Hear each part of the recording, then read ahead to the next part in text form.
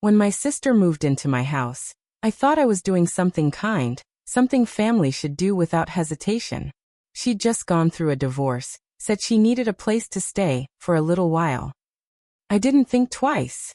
She was my sister, after all, and growing up, we had promised each other that no matter what life threw our way, we'd have each other's backs.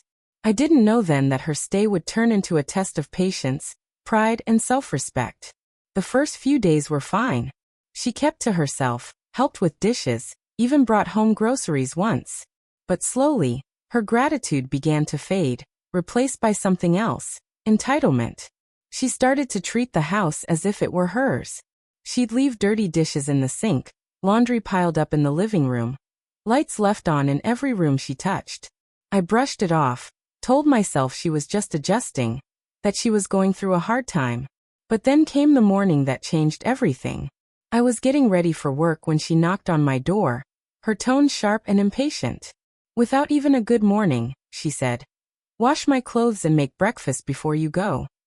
For a moment, I thought I'd misheard her. The words didn't fit the person I thought I knew. I looked at her, standing in my doorway, wearing my robe, holding a cup of coffee I had bought, in the house I paid for, and she looked at me like I was her maid. There was no hint of shame or gratitude in her eyes, only expectation. A storm brewed inside me, but I swallowed it. She's family. I reminded myself. Don't create tension. So I didn't say anything that day. I washed her clothes. I made breakfast. And as I stood over the stove flipping eggs for someone who had never once said thank you, I realized something painful. Kindness can make you invisible to the people who take advantage of it. Days turned into weeks, and the demands kept growing. She'd ask me to clean her room, pick up her groceries, even lend her money. And each time I said no, she'd twist it into guilt. "You're my sister," she'd say, as if that word erased boundaries. I began to feel like a guest in my own home.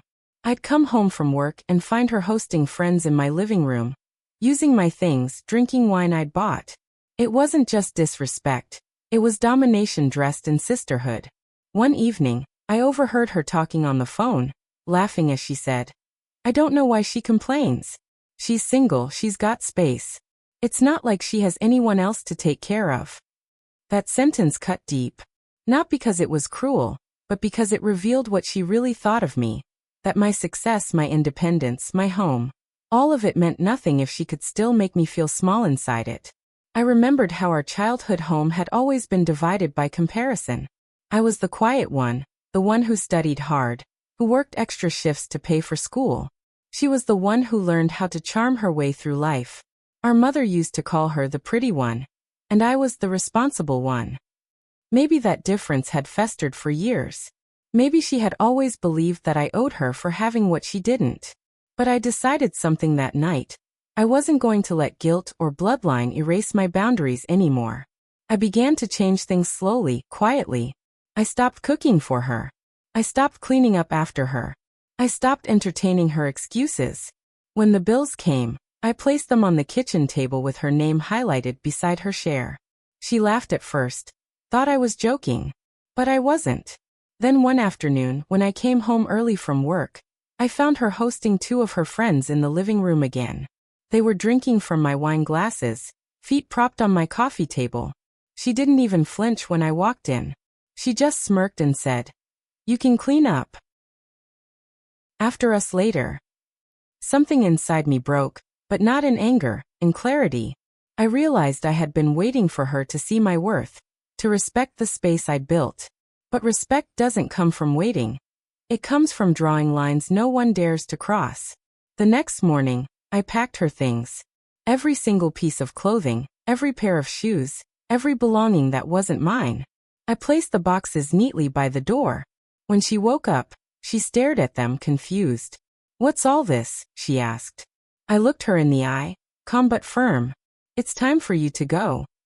She laughed. "Go where? I live here." I shook my head. "No, you stayed here. And staying was supposed to be temporary. You turned kindness into convenience, and I won't let you treat me like help in my own home." Her face hardened. "You're really going to throw me out? Your own sister?" "Yes," I said quietly. "Because I learned something. You can love someone deeply and still need to love yourself more. She left that afternoon, slamming the door behind her. The silence that followed wasn't empty, it was peaceful. I walked through my house, touching the walls, the counters, the space that finally felt mine again. For the first time in months, I could breathe. In the days that followed, I thought I'd feel guilty. I thought I'd question whether I'd done the right thing. But instead, I felt something new: freedom. It wasn't about revenge. It was about reclaiming dignity. About showing that even when the people who should love you the most try to break you, you have the right to stand tall. A few weeks later, I got a message from her. Just one line. "You didn't have to be so cruel." I read it once, then deleted it. Because cruelty would have been letting her stay and continue to treat me like I didn't matter. This wasn't cruelty, it was clarity. Now every morning, when I make my own breakfast in silence, I think about how power shifts quietly. Not through shouting or confrontation, but through the moment you decide that peace is more important than pleasing anyone else. Sometimes the biggest act of revenge is simply choosing yourself. Refusing to carry the weight of someone else's entitlement. I used to think love meant always saying yes. Now I know it means saying no when someone confuses your kindness for weakness. And as I sit in my kitchen now, with the morning light spilling across the floor, I realize that I didn't just reclaim my home. I reclaimed myself. Because empowerment doesn't come from proving your worth to others. It comes from finally believing it yourself.